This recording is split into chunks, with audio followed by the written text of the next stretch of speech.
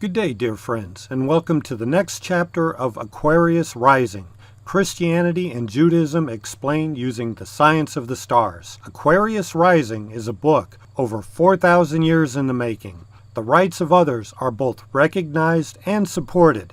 Others are free to follow their own cultural and religious path. This work does not advocate forcing anyone to do or follow anything. It is not an attack on any individual or institution. Religion is in the public domain, though. It must necessarily expect an examination of its customs, rituals, holy days, and doctrines. If you are new here, these individual chapters explain stories and festivals of the New and Old Testament from the Astro Theology perspective. If you're unfamiliar with this, I suggest you either read Aquarius Rising, Introduction through Chapter 7, or watch the associated videos to develop a foundational understanding before proceeding with the stories and festival chapters.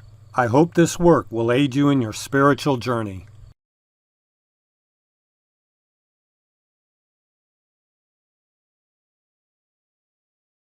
Aquarius Rising, Chapter 8.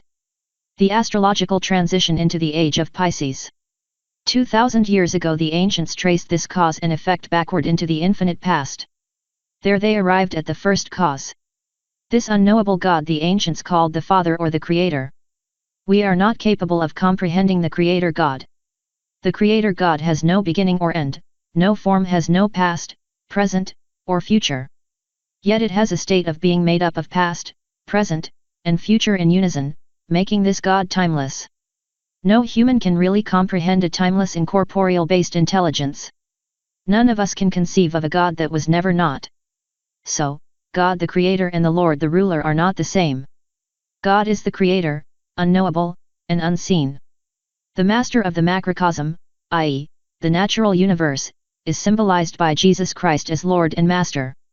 This Creator God's Son represented an emanation as a living universe of this Father and was metaphorically called this Son the firstborn. Jesus Christ becomes the symbol of nature, which is incorruptible.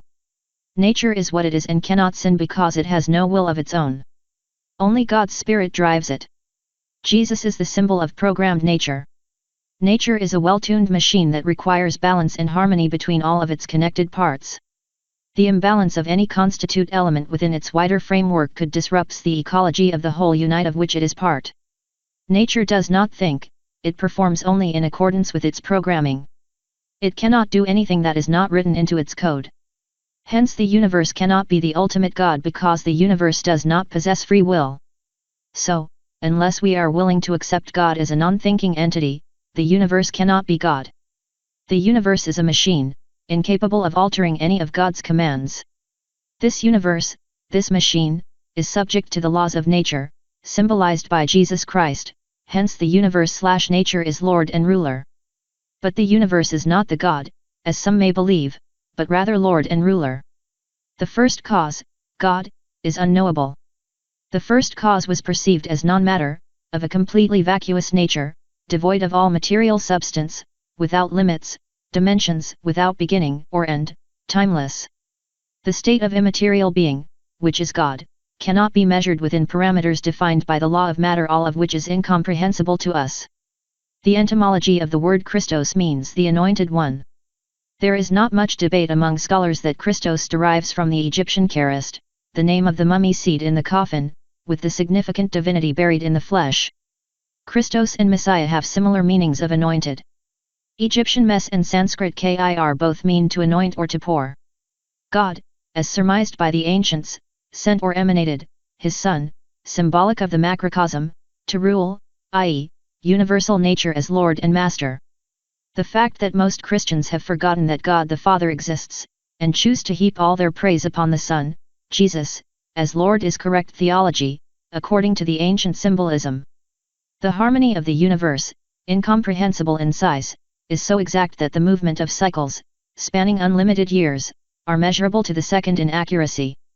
This phenomenal precision indicates a force of law inherent to nature of unfathomable magnitude, a force stretching into infinity, millions and billions of light years without limits, evolving, expanding. This force is God, or the Spirit of God. We cannot explain this force, therefore we cannot name this force definitively, we can only label this penetrating force as the soul or spirit of God. The ancients called this force the soul of God, also the omnipresent spirit of God. The New Testament was written as the Age of Pisces was beginning. It was an update of the Mosaic Old Testament. The age was moving from Aries to Pisces.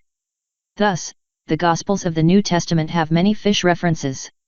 Jesus is the Greek version of the Hebrew Joshua. The biblical Joshua was the son of Nun, Joshua 1:1. In Hebrew, Nun means fish. Today we still see symbols of the connection to the Pisces fish. It is pretty common to see the fish symbol on the back of cars and trucks. The hats that members of the Roman Catholic officials wear are called mitres. Some suggest the Catholic Church adopted this cap, first used by the Byzantine imperial court because it contained fish symbolism. The information in this video was taken from Aquarius Rising, Christianity and Judaism Explained Using the Science of the Stars by Rico Rojo. Aquarius Rising pulls data from over 4,000 years and numerous books and manuscripts and presents it in an easily digestible form for the modern reader. Aquarius Rising is available on your local Amazon in both print and Kindle. If you found this information useful, please like, share, and subscribe to the channel.